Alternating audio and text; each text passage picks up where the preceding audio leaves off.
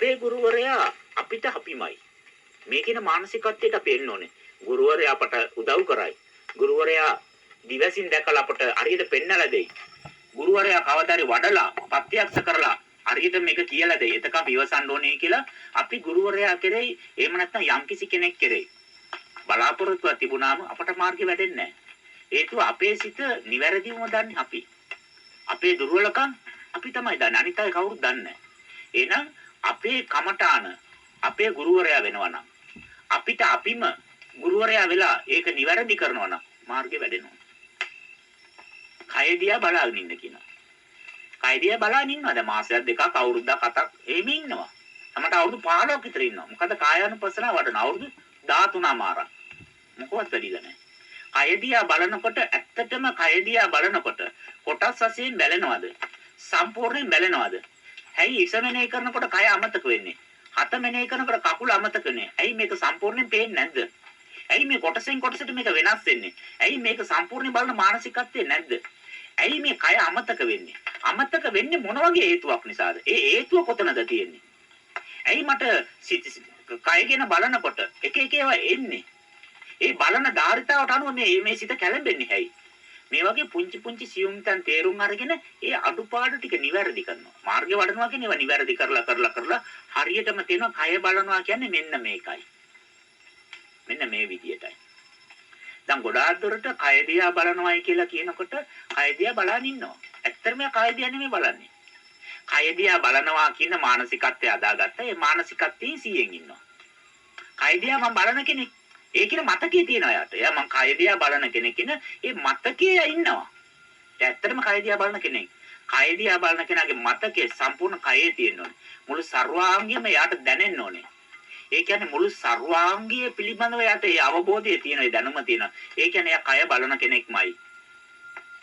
කය දිහා බලන ඉන්නවා. කවුරුහරි අත තිබ්බම ඔහම ගැස්සෙනවා. ඒකපාරට ගැස්සිලා ඇරෙනවා.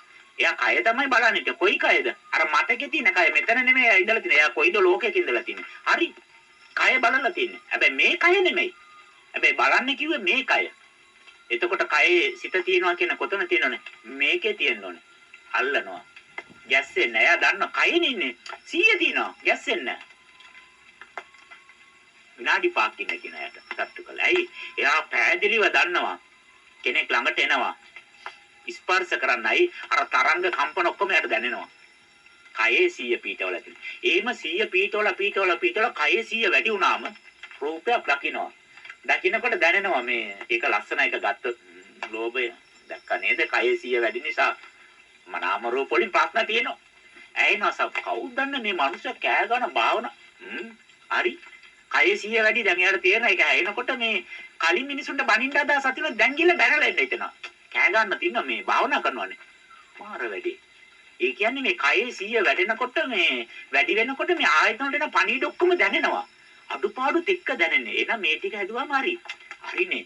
වෛද්‍යාවකයි හරිනේ බුදුහාමර ඒක තමයි කිව්වේ. එහෙනම් මේ බාහිර දේවල් ඇතුළට එනකොට ඒක දැනගන්න කයේ ඉන්න එපා. මම එංගලන්තේ ඉඳලා හරියනවද? අප්‍රිකාවේ ඉඳලා හරියනවද? කයට එන පණිවිඩ වලින් කෙලෙස් හැදෙන එක දැනගන්න මං කයේ ඉන්න එපායි. ගෙදරට ඔරු වෙනවනම් මං ගෙදර ඉන්න එපායි. මම නවත්තන් ගන්න මේ එංගලන්තේ ගිහලා හිටියා මම ගෙදරට ඔරු වෙන එක මං කොහොමද දන්නේ? එහෙනම් මෙච්චර කාලයක් මායя ඔරුවාගේ අසකන දිව නාසයෙන් සමෙන් ඔක්කොම ඇතුල් වෙලා තියෙනවා. මම කයේ ඉඳලා නැහැ. ඒ නිසා කෙලෙස් හැදෙලා තියෙනවා. මම දන්නේ නැහැ. මම වෙන මොකද්ද නාඩගමක් නටලා තියෙනවා. ඒ නිසා වෙන්න ඇති මෙච්චර ಜಾති ගානේ මං ඉපදුනේ. මෙන්න මේක තේරුම් ගන්න ඔයා. දැන් එයා ගෙදර ඉන්නවා. දැන් කවර වාලේ අරනකොට කියන දැක්ක නේද? වාලේ යන ගලවන දැන් බයිනවා කට්ටිය. තේ හදන්නේ ඒ කට්ටියට. දැස්සාම ලනුව දාලා මාන්සි ඇති කට්ටියට තේ බොන්න. උන් කලබලන මාරපත්නේ දැන් මොකද්ද මේ වෙලා තින්නේ? ඕගොල්ලෝ මාන්සිලා සීට් ගලන බව අපි දන්නවා. තේ බොන්න. ඇයි තේ දෙන්නේ? පොඩ්ඩක් ඉන්න පඩියකුත් දෙනවා. මොකද්ද? අපි මේ සීට් වලින් කුඩු වැටෙනවා. පිළිකාව හැදෙනවා කියලා අපිට පොඩි පණිවිඩයක් ලැබුණා. අපි මේ උළු මාරු කරන්න හිටියේ සීට් ගලවන්න බැරුව හිටියේ. ගැලෙව්වට ගොඩ අපින් කෑලි කීයක් ගැලවද? එයාට පොඩි ගානකුත් දෙන්න. උන් ඒකත් අරගෙන ලැජ්ජාවෙන් තේ ටිකක් දීලා දොරෙන් එළියට යනවා. ඇයි? එයා දන්නවා ඇසෙන් ඇතුල් වෙන්නේ රාගයේද, ද්වේෂයේද, ලෝභයේද ආරාධනා කළ තේ දෙනවා එයා. කනෙන් ඇතුල් වෙන්නේ ලෝභයේද, ද්වේෂයේද, මෝහයද දන්නවා ආරාධනා ඇතුල් වෙනවා නේද? තේ බීලා යන්න ඕනේ. රස දැනෙනකොට එයා හිතනත් වැඩිපුර කනන ප්‍රමාණයට ගන්න. අයාටත් දෙනවා මෙයාටත් දෙනවා මම මේක. මේ රසයි. ඔබ වහන්සේත් කන්න රසයි. ඇයි? එයා දන්නවා මේ රස මායя, මේ රූප මායя, වර්ණ මායя, ශබ්ද මායя, ස්පර්ශ මායя, ලෝභ මායя, ද්වේෂ මායя, රාග මායя, වෛර මායя, මාන්‍ය මායя, ඊතුවක්කාර මායя, උඩඟු මායя, ආංකාර මායя මේ ඔක්කොම මායя අය අඳුරන අය යා ගෙදර ඉන්නේ. ගෙදර කියලා කිව්වේ බම්බයක් විතර උස තියෙන කයට. එහෙනම් අපේ ජීවිතවල අපි ඉඳලා තින්නේ ගෙදර නෙමෙයි. බම්බයක් විතර උස තියෙන කය නේද අදන්න තියෙන්නේ. නිවන් දකින්න දෙවක නේද අදන්න තියෙන්නේ. එතකොට දැන් බම්බේ තියෙන පණිවිඩය තේරුම් ගන්න නම් මේ කය තුළ තියෙන අඩුපාඩු හදන්න නම් කොහෙද අපි ඉන්න ඕනේ? ගෙදරද, වෙලේද, පොලේද, වැඩ පොලේද? කයේ. එතකොට කයේ ඉතියොත් තම අඩුපාඩු දැනෙන්නේ. ක්‍රියාකාරකම් තේරුම් ගන්න පුළුවන්, තේරුම් ගත්තද නිවැරදි කරන්න පුළුවන්. ඒකයි කය දිහා බලන්න කියේ. එයා මොනවද කළා තින්නේ? ගුරුවරයාට নমස්කාරයක් කරලා තුනුරුවනොත් වැඳලා කය දිහා බලන ඉන්න අවුරුදු 20ක්. මොකවත් ඇදිලා නැහැ. ඒ කියන්නේ කමඨාන් වඩන කෙනෙක් නෙමෙයි.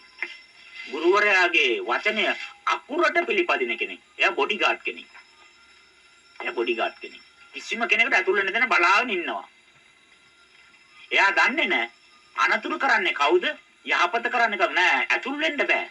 අන්න මේ එකක් මේ කරලා තින්නේ. ඒ වචනේ ඒක ඒ විදිහටම පිළිපදිනවා. එහෙනම් අපේ ජීවිතවල අනන්ත අප්‍රමාණ මේ වගේ දෝෂ තියෙනවා. අඩුපාඩු තියෙනවා.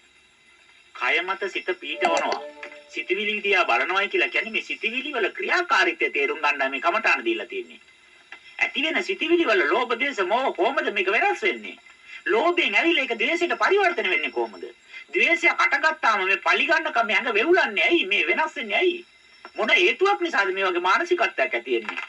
මන් තුළ ඇති වෙන මේ පීඩනේ මොන හේතුව නිසාද අටගත්තේ? මේවා දැනගන්නයි සිතවිලි දිහා බලන්න කියන්නේ. ආයතනත් එක්ක ගනුදෙනු කරනකොට ඇති වෙන කෙලෙස් මොනවද කියලා දැනගන්නයි මේ කයේ සිය පීඨවන්න කිව්වේ. කැළඹෙන්නේ නැතුව, විසිරෙන්නේ නැතුව, නිින්ද යන්නේ නැතුව, අමතක වෙන්නේ නැතුව හරියට අරමුණේ තියන්න අපේ සිතට අවශ්‍ය ධාරිතාව කොච්චරද? මොන වගේ ධාරිතාවක සිය තිබුණොත්ද මේක වෙනස් වෙන්නේ නැතුව පවතින්නේ? ඒක දැනගන්නයි කියන්නේ. එතකොට මේ ඇසට එක පීඨවුවාම කිසිම දෙයකට අහු වෙන්නේ නැහැ. පේන බව දැනගෙන ඉන්නයි. පේන බව දැනගෙන ඉන්න ඇසට 100 ධාරිතාවක් තියෙනවා. ඒ ධාරිතාවෙන් හිටියොත් විතරයි ඒක පේන බව දැනගෙන ඉන්න පුළුවන්. නැත්තම් එක්ක ලෝභ දේශ මොලට අවු වෙනවා. නැත්තම් මෝහයට අවු වෙනවා. ශබ්ද හැෙනවා. හැබැයි ඇයෙන බව දැනගෙන 100න් ඉන්න නම් ඒ ඇයෙන බව දැනගෙන 100න් ඉන්න ධාරිතාවක් තියෙන. ඒ ධාරිතාවට 100 තියෙනවා. වැඩි වුණොත් විසිරෙනවා, අඩු වුණොත් මුලා වෙනවා. දැන් ප්‍රශ්නේ තියෙන්නේ අපේ ඇස කන දිව නාසය සමසිතේ ධාරිතාවල් අපි දන්නේ නැහැ. සමහර වතුර පොම්ප තියෙනවා මේ. ඒක අඟලේ බටෙන් විතරයි මේ අදින්නේ.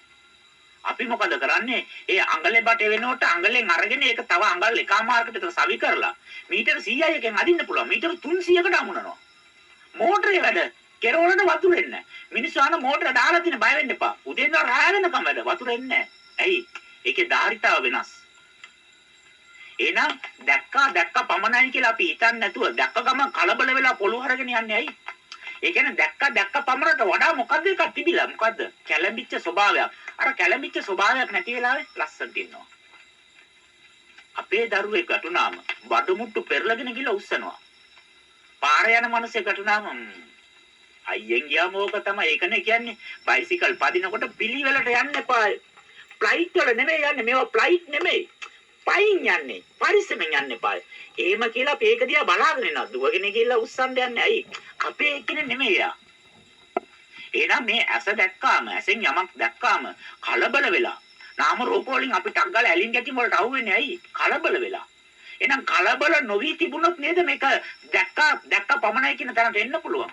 එහෙනම් ඒ ධාරිතාවේ 100 තියෙන්න එපාය. අකමැති දේවල් කනකොට මේ වැඩිපුර කන්න කලබල මොකවත් නෑ. අර සවලෙන් පටවන වගේ මොකවත් නෑ. ලස්සන්ට ඒක ගන්නවා ආහාරي. ටික රසවත් නම් අපි කැමති මේකක් නම් ඒක වැඩි අපෙන්නේ නෑ. ඒක අපන්න වෙලා නෑ. අරක කාලා ඉන්න එපා ඔක්කොමඩ කලින්. ඔක්කොම ටික ශරීරගත කරන්න. ඒක මේ අපන්න වෙලාවක් නෑ. ඒක තවත් කෙනෙකුට දෙන්න අදහසකුත් නෑ. අකමැති කතුන ඔබ වහන්සේ කැමතිද බටු වළඳන්න? උන්වහන්සේ කල්පනා කරන මොකද මේ කැමතිද කියලා. ඇයි උන්වහන්සේ කැමති නෑ? දැන් මේක කාටද පටවන්න ඕනේ. හැබැයි කැමති එකක් ආන්නේ දෙන්නද කියලා. ඒක Tamanට ඕනේ. ඒක දෙන්නෙම නෑ. එහෙනම් මේ රස දිහා බලනකොට ඒ රස එනකොට ඇයි අපි ලෝභ දේශ වලට අහුවෙන්නේ? ඇයි තෘෂ්ණාව වලට අපි අහුවෙන්නේ? මොකද්ද ඒකට හේතුව? අර 100 ධාරිතාව වෙනස් වෙනවා. අඩු වුණාම මුලා වෙනවා, වැඩි වුණාම ගැටෙනවා. ඒ ආයතනවල ඉස්සෙල්ලාම 100 පවත්තලා මොන ධාරිතාවල් වල හිටියොත් මෙයා ප්‍රශ්නයක් නැතුව ඉන්නවා. අන්න ඒ ධාරිතාව හරියටම චිත්තානුපස්සනාවෙන් තියෙන්න ඕනේ. එතකොට තමයි යාට තේරෙන්නේ මේ හැම දෙයක්ම ඇයෙනවා. ඔව්. එතනින් යාට යන්නේ. ඇයි? යන්නේ යාට අදහසක් නේ ධාරිතාව නෑ යන්න. අපිට සමහර කට්ටියලා බයිනකොට අපි කියනවා කර්මයක් පරිසම් දෙනවා. හරි. 100න් ඉන්නවා. එයාට 100 තියෙනවා. හැබැයි සමහර වෙලාවට එයා ගොඩාක් කැමැති කෙනෙක්, හිතවත් කෙනෙක් කියලා නිନ୍ଦා අපහාස කරනකොට එකපාරට අපිට තරහා යන්නේ නැද්ද? ඇයි? එයා එහෙම අපට කතා කරයි කියලා අපි බලාපොරොත්තු වෙන්නේ නැහැ. එයාට ගොඩාක් ආදරේ නිසා, එයාට ලෙන්ගතු නිසා එයාගෙන් ඒ වචන අපිට දරා ගන්න බෑ. දැන් අරයත් එක්ක තිබිච්ච ඉවසීම මෙතන නෑනේ. ඒ කියන්නේ අපේ ධාරිතාවට වඩා වැඩි වෙනකොට කෙලෙස් ඇති වෙනවා, නිර්මාණය වෙනවා. එහෙනම් ධාරිතාව තුළ නොපැවතීමත් කමඨාන හරියට තේරුම් ගත්තේ නැහැ කියන තැනට තමයි එන්න වෙන්නේ. හැම කමඨානක් තුළම මේ වගේ පුංචි අඩුපාඩු තියෙන. මේ අඩුපාඩු නිවැරදි වෙනකම් කමඨාන වැඩෙන්නේ නැහැ, මාර්ගඵලපත් වෙන්නේ නැහැ, සමාධියක් වැඩෙන්නේ නැහැ. මේවා නිවැරදි කළ යුතුයි. තේරුම් අරගෙන ඒ වැරදිච්ච තැන් අඩුපාඩු තියෙන තැන් හරි ගස්ස ගන්නට ඕනේ. දරුවන් සරණයි.